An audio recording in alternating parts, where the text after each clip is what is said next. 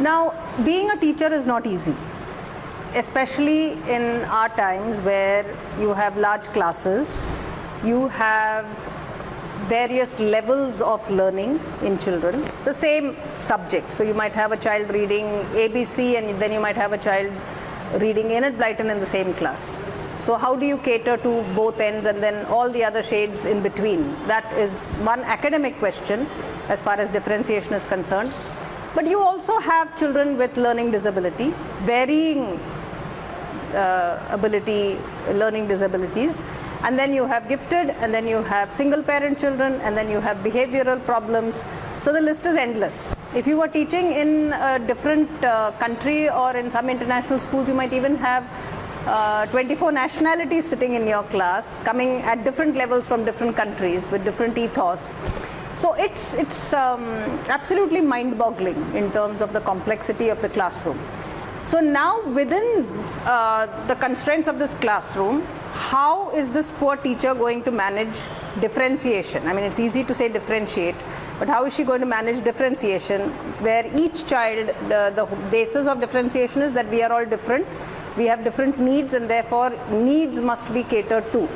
If we don't cater to needs, then we are not doing anything for a certain section or population of those children are literally uneducated, because they might be sitting in class and just whiling time, but they have not learnt anything. So this is differentiation. Now, the problem with differentiation is how to differentiate. So first of all, you need to have a diagnostic.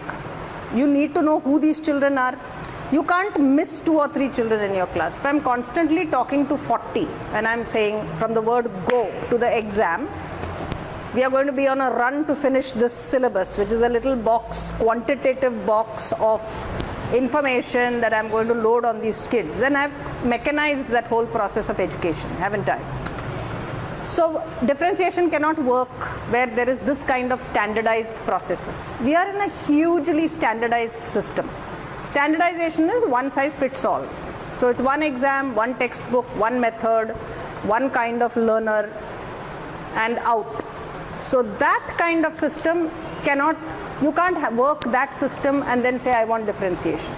So differentiation basically is a mindset where you say to yourself that equality is not justice. So we don't aim for equality at all. We are aiming for equal opportunities to fulfill needs, but not an equal kind of state where we bring everyone up to level.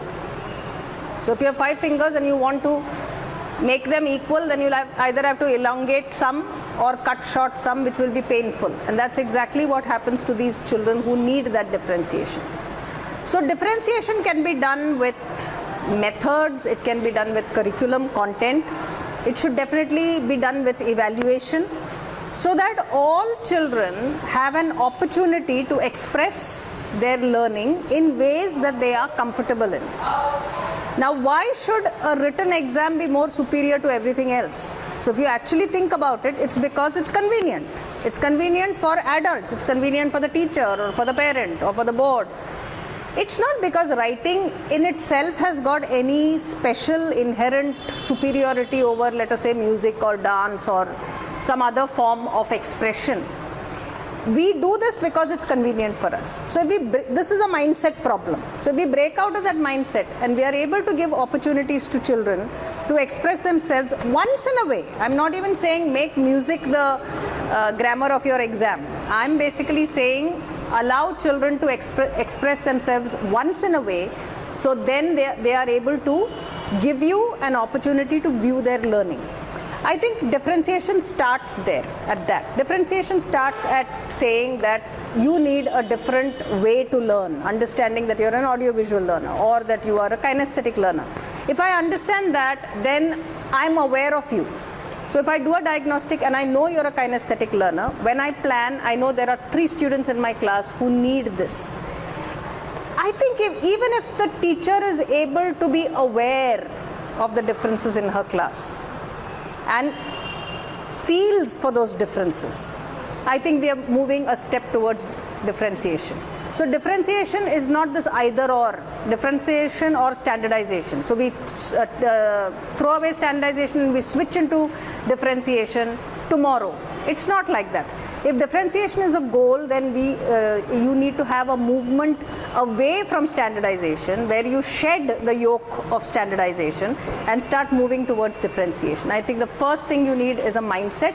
And the second thing you need is to open up education, where you're not locked into a box of standardization. If you do that, I think we will start moving towards differentiation. We don't need to say that if we don't achieve it, we won't do it at all.